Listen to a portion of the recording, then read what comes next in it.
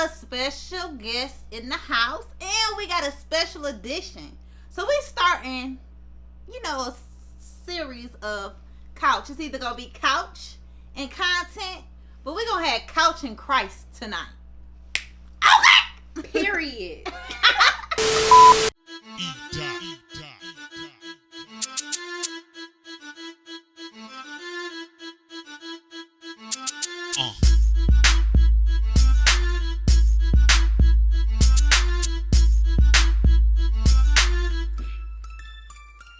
Well, hey everybody. What's up? Welcome back to Andrea Monroe from head to toe.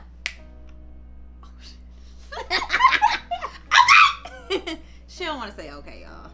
But we have a special guest in the house, and we got a special edition. So we starting, a series of couch. It's either gonna be couch and content, but we're gonna have couch and Christ tonight. Okay. Period. So you guys, this is my baby love. Who are you today, girl? Today I am Jasmine Alyasha. I'll just be both. Okay. Jasmine Alyasha. All right. Tell the people where they can find you. Instagram, AALAYSHAA. Mm-hmm. And Snapchat, Alyasha Nicole with 2 E's. Okay. We're gonna put on a little description, Yeah. whatever. But you guys, this is my baby. It's my niecey Pooh. I love her, and so she is so awesome. I can't take the credit for this. Baby girl got us a layout, honey. Okay. So we're gonna talk about young adults in Christ, and this is a topic that people really don't talk about At all. Yeah, I think a lot of people really don't give this topic its props, because it's really hard being young, and you way younger than me, and establishing a foundation in a relationship with Christ. So we're gonna get to that, right? Right. Okay.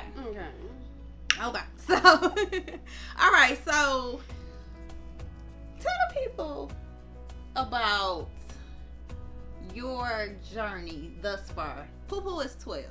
12. Are you serious? 20, I'm sorry. The wrong 2 came out. Okay, Poo-poo is 20, sorry. Jazzy Poo. Jazzy Poo is 20. And how long have you been saved?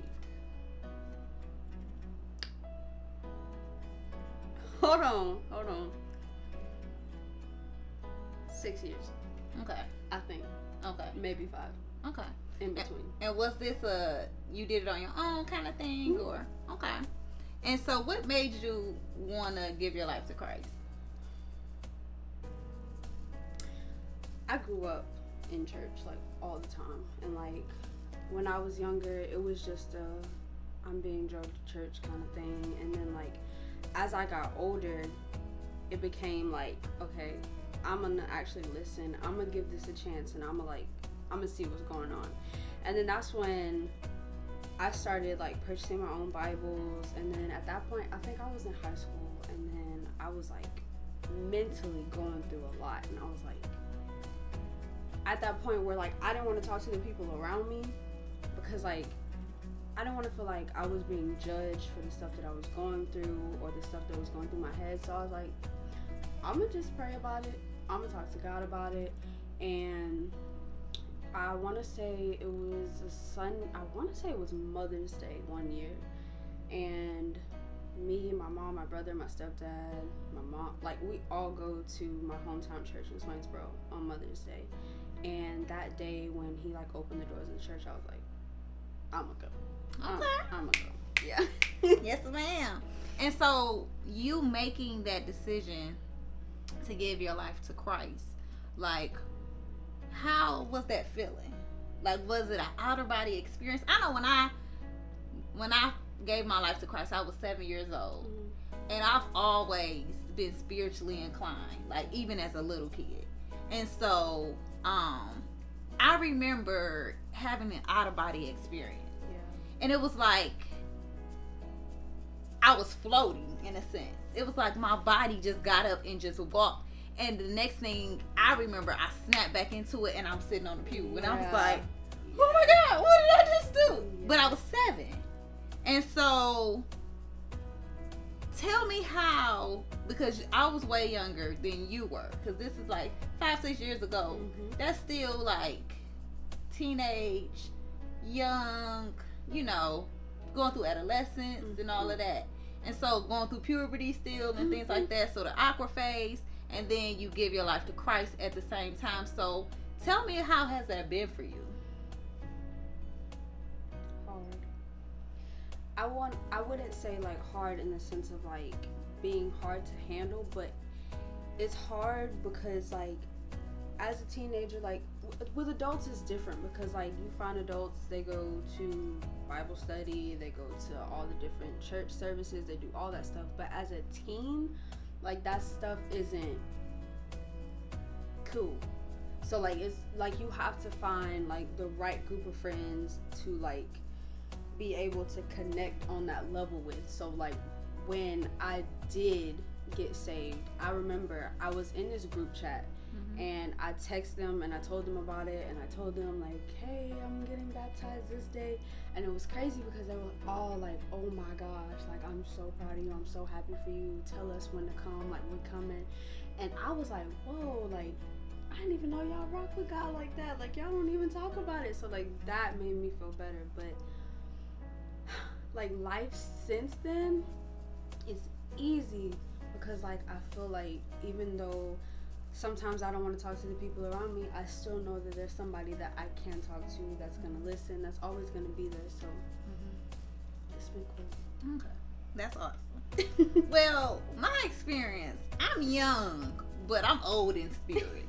And my experience with God, and I ain't gonna say my experience with God has been mind-boggling. It's been mind-blowing. But my relationship with God has really been like a parent. And it's really been on and off. And it's not that God has been off, but I have. I've had things where, in times where I'm like, not today. Yeah. Okay? Not this year, Jesus. Yeah. And that's just me being real. So, you have this first bullet of importance of building strong relationships. Tell me a little bit about that. So you have the people that walk around and they're like, I love God, I go to church all the time. Or you have the people that have those parents that are like, okay, we're going to church every day of the week, you're going to pay attention every day of the week. But they don't have the relationship. Right. It doesn't matter if you don't have the relationship. And you can go to church all day long, but until you're praying, until you're talking to Him, you don't have to read the Bible every day. Read a verse every other week or something, but like until you build that relationship with Him to like where you can feel Him at certain times, or you like going through something and you like, that was God right there, like that's important. Like you have to be able to feel Him. Like you can't just say, yeah, I believe because I go to church. That's not how that works. Like you have to build that relationship, and you can't build it based upon like what other people think or what other people are telling you. It has to be something that you're building for yourself, between you and Him. So have you ever had a moment where it was like, that was God? Listen, I knew it was you, God. It was you, Jesus. Okay. Have you ever had a moment like that? All the time. Okay. Tell me about one significant time where you was like, couldn't have been nobody but you, God. Oh, you put me on the spot. Okay. Okay, I'm gonna tell you. Okay, all right. So before I got my car, that car was all. Woo! Glory to God. Hallelujah, Jesus. Honey, when I tell y'all, I ain't ever think Jazzy Pooh was gonna drive. Okay. I said this girl is about to be a professional on the scooter traveler tourist. Okay. No, that is not. Okay, so before I got my car, I was part-time at Hobby Lobby, and we had these people that were working there, and they left. And my manager came up to me one day and he was like, I want to talk to you about going full-time. And I'm in college, so I'm like, ooh, like, that's a lot. And he asked me right before Christmas time, and Christmas time at my job is insane. So I'm like, I don't know. Like, I'm gonna have to talk to my mom, and I'm gonna get back to you. And my mom's like me, like, ooh, I don't know. So like, I asked him for like, give me a week, let me think about it. So I'm thinking and I'm stressing and I'm like, I don't know what to do, because like, I'm like, the money's good, but at the same time, I'm not trying to stress myself out and go crazy. Mm-hmm. And I'm telling you, at least 3 or 4 times in that same week, that gospel song, More Than I Can Bear. Come on! I told my mom, I said, that went nothing but God. And then I took it. I was like, and I told her, I said, I don't think that he would put more on me than I can handle. Mm-hmm. And I told her about me hearing that song so much, and she was like, and he won't. Honey, and look at God blessing you. Honey, out here whipping these streets, buying her mama Louis bags and wallets and stuff. Oh, honey, God is the good God, honey. Honey, look in all honesty, look what that opportunity has. You know, when opportunity knocking, baby, you can't be like, wait a minute, let me go put my slippers on. Opportunity gonna be like, girl, I'm gone, bye. Okay, bye. But that's awesome to be, you know, including God in your decisions and allowing Him to, you know, direct your path. That is amazing. Okay, so how do you maintain that relationship? So once you finally get to, because a lot of millennials don't go to church because a lot of them have experienced that church hurt. Yep. Nothing hurts worse than that church hurt. And so when you finally can grab yourself together and you finally put on some clothes and you like, okay, I'm gonna go to church today, and then the first person you encounter, you might say you know them, and they like, you ain't been here in a month of Sundays, and it's just like, but I'm here. Exactly. Or you know, show up and, you know, people whispering, you know, about you, and it's just like, or you in the church and you ministering and people like whispering, or, you know, and it's just like that church hurt keeps a lot of millennials out of the church. A lot of people stop believing in God, like, because of people.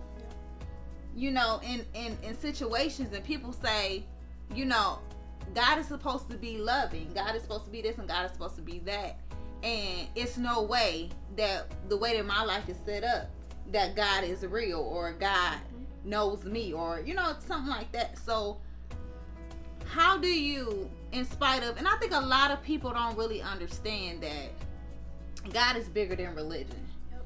And religion sometimes boxes us off. I mean, if we're going to be real, we're going to be real. Okay? And it's okay? So religion can sometimes seclude people. Yeah. And people get the bickering and arguing, well, this, my Bible say this, and, or my Quran say that, or my pamphlet say that. Like, and it totally misses out on how amazing God is if you're sitting here and you're bickering back and forth about your different views. So I think people, if people start to get more relationship based, and figure out a storehouse to where they feel wanted and they feel that they are accepted and belong, the churches will start being filled up, honestly, again, especially with millennials, because we bring a certain flavor, a certain swag in these streets. So you definitely want us millennials in your church, because we gonna make it run. You know, it's gonna be lit, but for Christ. Okay. So okay, we got our relationship now. Okay, so we say, okay, Jazz, now we then start building a relationship. So how do we maintain that relationship? I think that might be one of the hardest parts, because like you said, there are times when you're like, not this month, I'm a holla at you next month, but it's like, you gotta pray every night. Like, even like I said, like, even if you're not going to church, you're not whatever, pray and like talk to God randomly when you in the car or something, or read the Bible, anything, like you have to find a way to maintain it to where like you don't get to the point where you are at that point where you like, do I even believe anymore? Because like you said, like there's so like religion and so many people saying, oh well, God's supposed to be this, oh but he said this, and my pastor or my priest or my this said this, but we're still talking about the same God. And that's what people are failing to realize, that we are so big on a book made by man that we're missing the big picture here. So like you have to, like I said, like you can't let your relationship be built around other people. So like maintaining it also comes with keeping it to you, keeping that between y'all. Like what y'all have is what y'all have, and you can't let that be easily broken. Yeah. And I think a lot of young adults don't believe in Christ or struggle to have a relationship with Christ is because they go off of their parents. Yep. Or their grandma. Like, you've been in church your whole life, and you never searched God for yourself. You know what I'm saying? Or you only got saved because it was, shoved down your throat or something like that. So I think a lot of millennials try everything else but God, and we gonna keep it real. Like, a lot of people will never understand how important it is to have a relationship if they never try.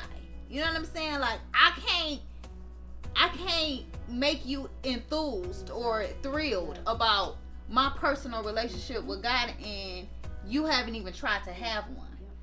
So I think we have to start trying as millennials to know God for ourselves and see what capacity of relationship, because my relationship with God is different than your relationship with God. I'm a little bit more seasoned, so not to say that you not seasoned in Christ, but our relationship is different. We can grow up in the same household, and everybody still gonna have a different relationship with God. And so people have to start, especially young adults, they have to start learning God for themselves.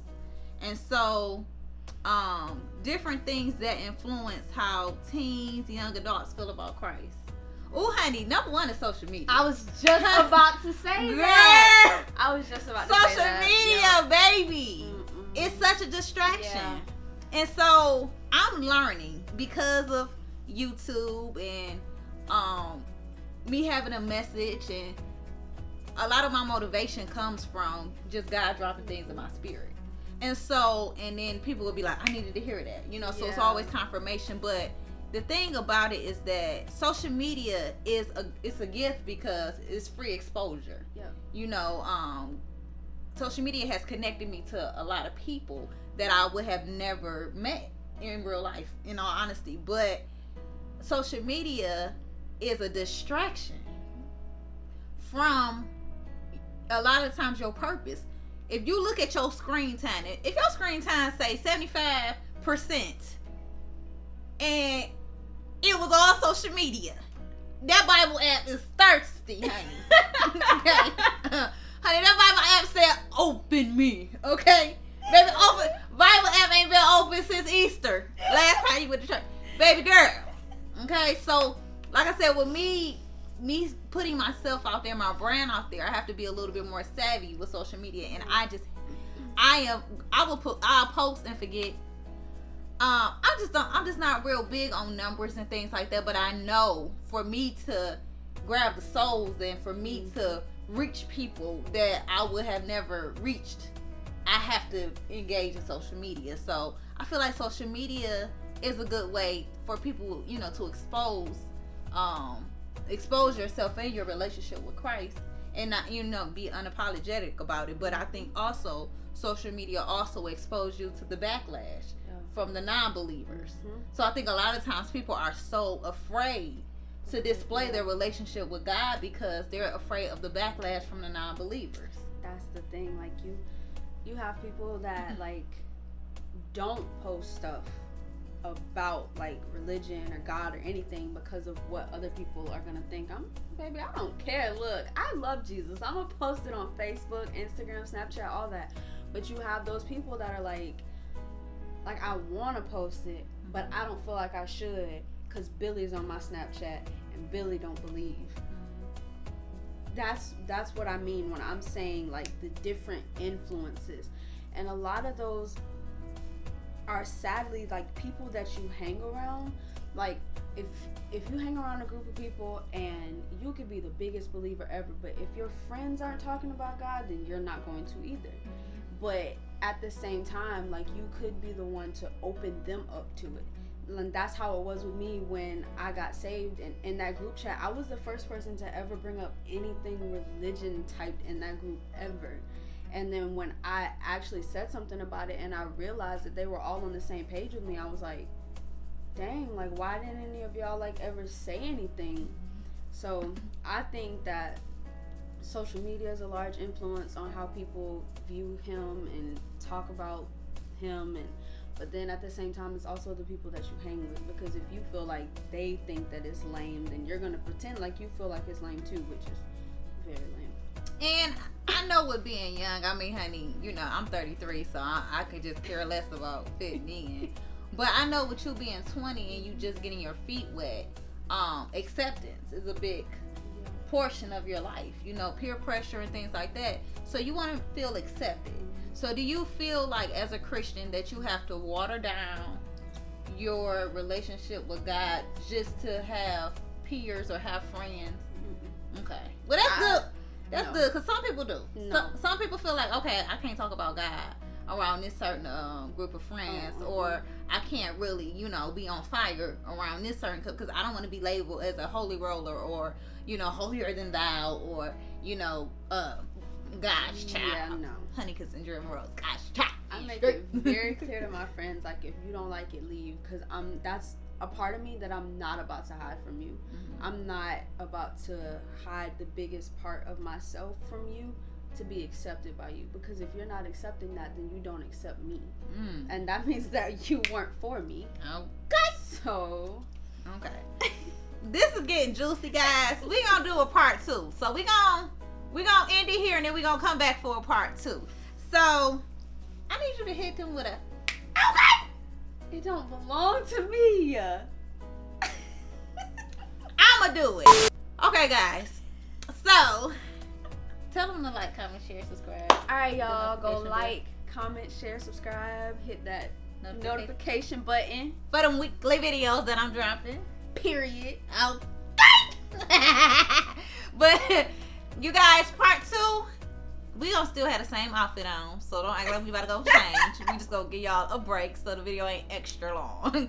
But thank you for watching Andrea Monroe from head to toe. Okay. We'll see you soon.